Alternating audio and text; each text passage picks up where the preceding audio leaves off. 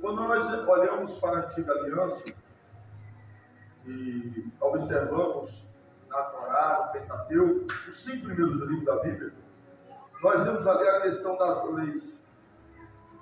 E quando nós começamos a ler, às vezes dá até um cansaço, porque em cada capítulo é tanto tipo de sacrifício que às vezes a gente não entende.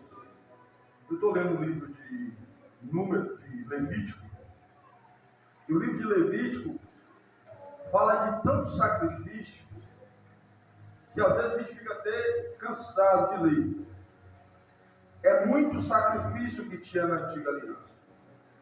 Mas tudo aquilo ali é importante, porque é a sombra das coisas que haveria de vir. A Bíblia fala que tem sacrifícios específicos para cada pecado.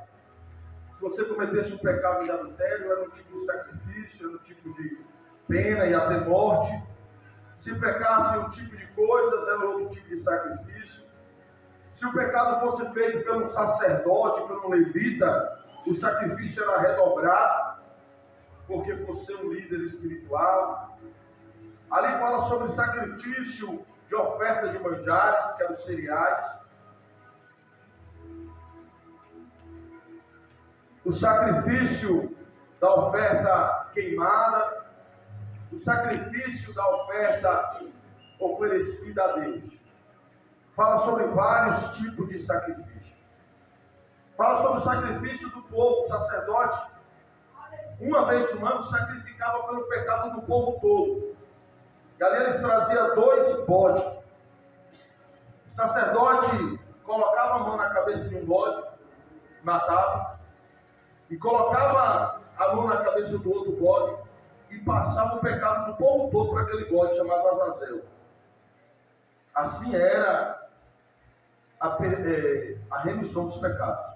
Um bode sacrificava, cortava, sangrava ali, jogava o sangue, jogava fogo, a fumaça subia, apresentando um culto de agradecimento a Deus. O outro bode, o sacerdote botava a mão na cabeça do bode, passava para aquele bode o pecado de todo o povo, e alguém pegava aquele bode e saía andando com aquele bode fora do arraial.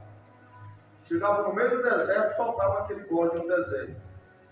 E aquele bode se carregava o pecado de todo o povo.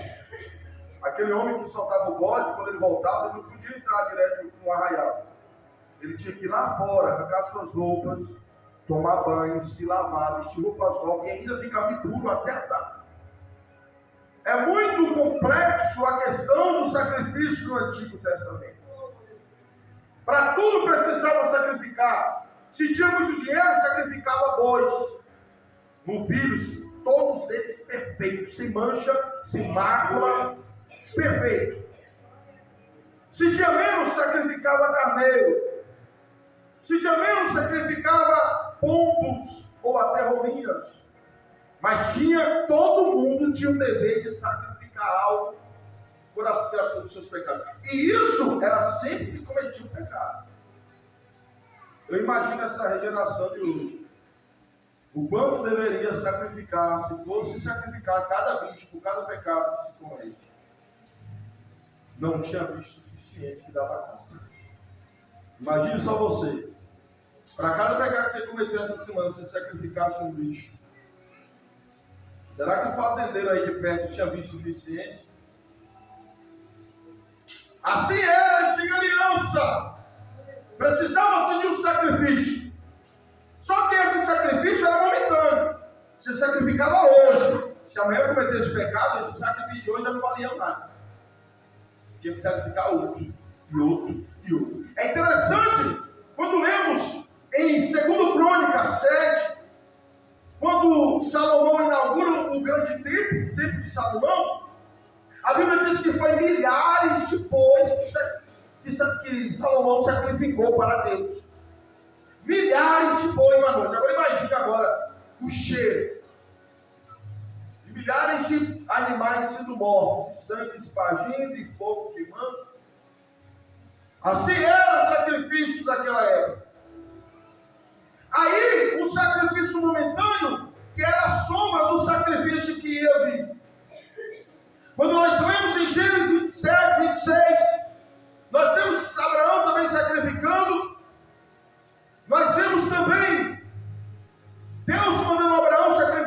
filho Isaac. Ele chegou em cima do Monte Moriá, e ele pega o cutelo em suas mãos e vai sacrificar e imolar o seu filho Isaac. Todos conhecem a história. No momento que Abraão vai sacrificar o seu filho, parado um anjo desde o céu e diz: Abraão, a tua mão não estenda para matar, pois agora eu sei que temes a Deus. Agora eu sei que serves ao Deus do céu. Abraão deixa de sacrificar Isaac, mas aquilo tudo apontava para um grande sacrifício. Era Deus olhando para Abraão e dizendo: Abraão, não precisa sacrificar o teu filho, eu vou dar o meu. Aleluia. Não precisa matar o teu Isaac, eu vou matar o meu. Todo aquele sacrifício apontava para um homem chamado Jesus. Aí, Deus olhando do céu para o mundo não viu um justo sequer. Levantava reis, segundo o seu coração, esse rei também se corrompia. Como ele tinha pecado, adulterava. Levantava profeta também se corrompia. Nenhum foi achado justo diante de Deus. Aí Deus fala: eu tenho que dar um sacrifício de alguém inocente.